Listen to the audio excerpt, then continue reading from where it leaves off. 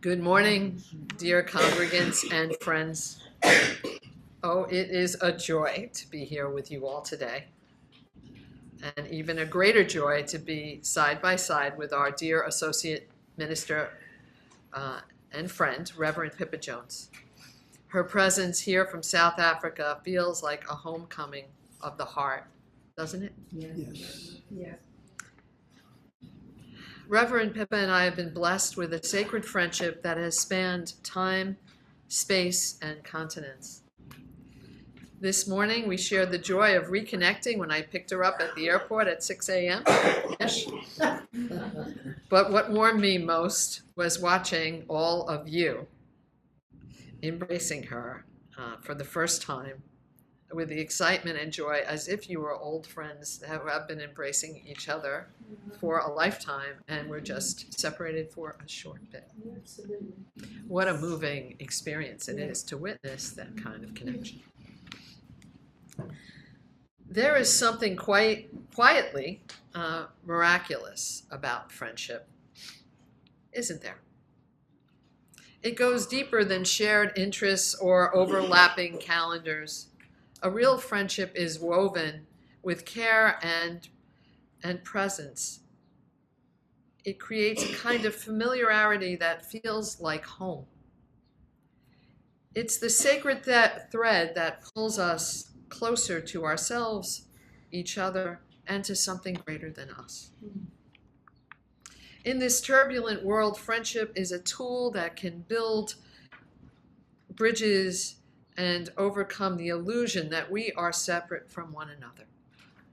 Friendship is an organic antidote to othering, is it not? Some friendships are born of serendipity, a single moment, a chance meeting, a thread of destiny weaving two lives together. For me, I've often found it that way.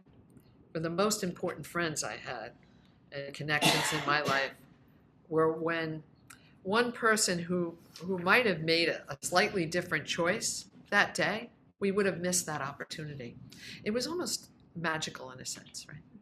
That if that choice wasn't made, I didn't choose to attend that. I've heard many people in the congregation talk about joining UUCP and just happening to see a little sign somewhere walking through town. I think it was you, Karen, and others. Just one moment, one conversation, and there's this connection that changes your life. And also, it's often one person who takes the extra step, one person that reaches out and may offer an invitation. There is often the one that creates the connection and the other that receives it and says yes. That's how it happened for Reverend Pippa and I. And I've always felt that it was a little bit of a miracle. In September of 2011, I walked into One Spirit Interfaith Seminary to see if I might enroll. I had concerns about a program that I had been accepted to, and I was rethinking whether I wanted to go to this other seminary. There was changes in leadership, and it didn't feel comfortable. So I was exploring other options. So I walked in that day, and I met with the director of admissions and spoke to her briefly. And just as the students were breaking for lunch, she said, "I think you need to talk to Pippa Jones." It was Pippa's very first day at the seminary. She had switched from the seminary I was rethinking about and was taking her second year now at One Spirit. So it was her first day. And they introduced us. And instead of eating her lunch, she perched herself on the windowsill and spoke to me for at least over an hour, asking me thoughtful questions, listening deeply, sharing her own story, and then, after all this time, offering to stay in touch. I'm not sure if she ate lunch that day or anything. She didn't have a break. She spent it with me. But what I am sure of is in that moment, a sacred thread was tied between she and I. Before we parted, she gave me her phone number and said, if you have any questions, feel free to call, but I will check in with you. I will check in with you too. After several conversations, 3 days later, I enrolled in One Spirit. Thank you, Reverend Pippa Jones.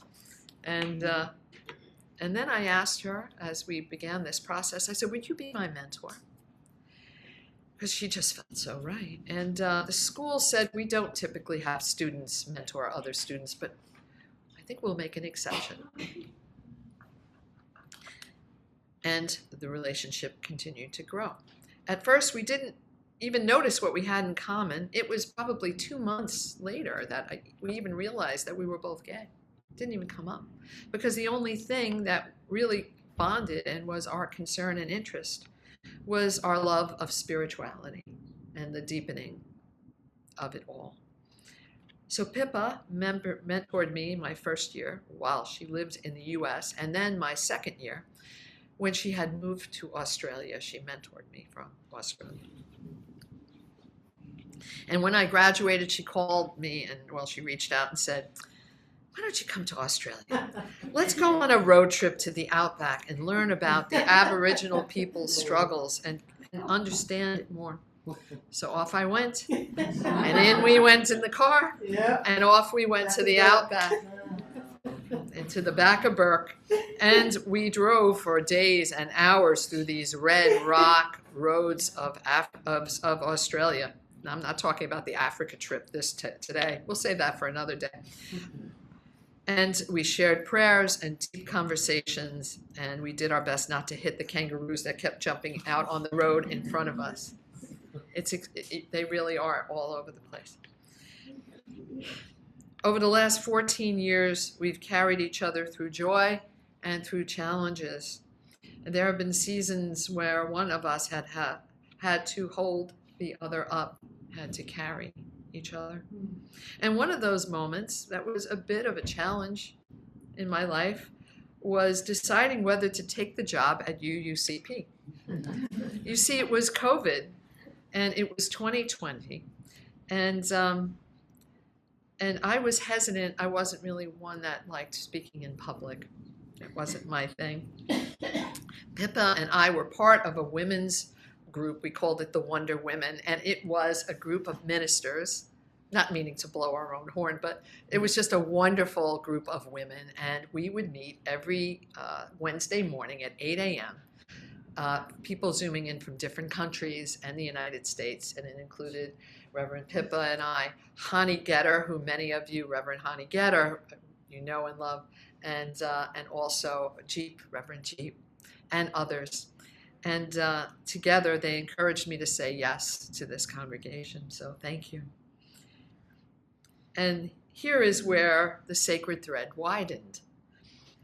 The idea that Pippa might become a co-minister or an additional minister to our congregation actually came from Reverend Paul Dodenhoff, our previous minister, not me.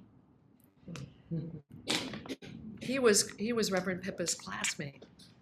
So they knew each other way before I came into the mix. And of course, I seconded the idea enthusiastically. Since then, there has been a thread between Pippa and I that has become a tapestry that now weaves through this entire congregation. Through her ministry and our shared journey, we have all benefited, grown, and fallen more deeply into spiritual awareness and love.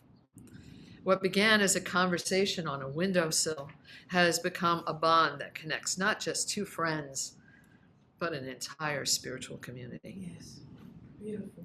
And that is a holy thing in its truest essence. Rumi wrote, "Be a lamp or a lifeboat or a ladder. Help someone's soul heal. Walk out of your house like a shepherd." Isn't that what the best friendships do? They light the way. They hold us when we feel we're drowning. They lift us up, rung by rung, when life knocks us flat. And sometimes they simply sit with us in the quiet. No fixing, no fixing. No advice, just a hand to hold and a heart that listens.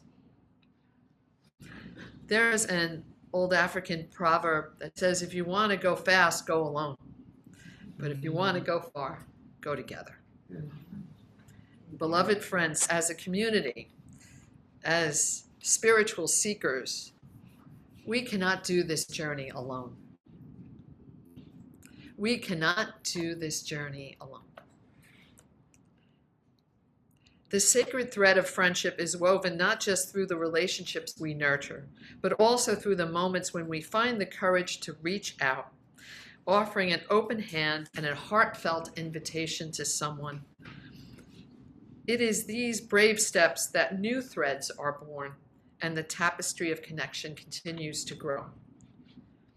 I'm reminded of the final directive my class received the morning after we were ordained. We were on retreat in Stony Point, New York, and our beloved teacher and dean, Reverend David Wallace, who many of us love profoundly, he offered these words, and I'm going to paraphrase them, and I could have mixed them up, so forgive me, but this was what I received from him, and he said, stay awake.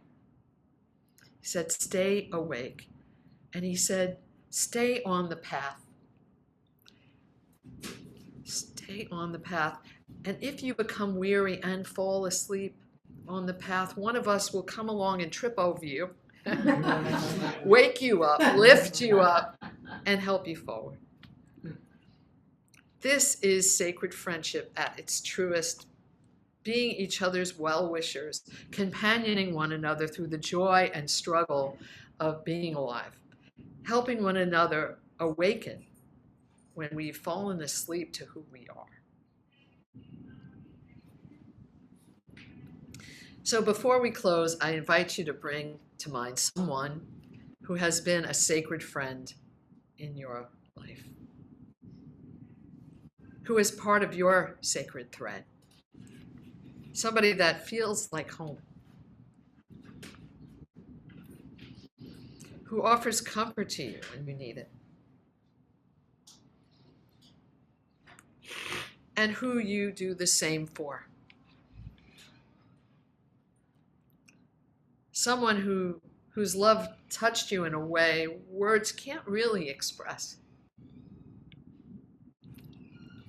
See their faces in your mind's eye and feel their warmth as you bring them into your heart and your mind right now. Maybe they're even in the room. But let's just take that in for a moment.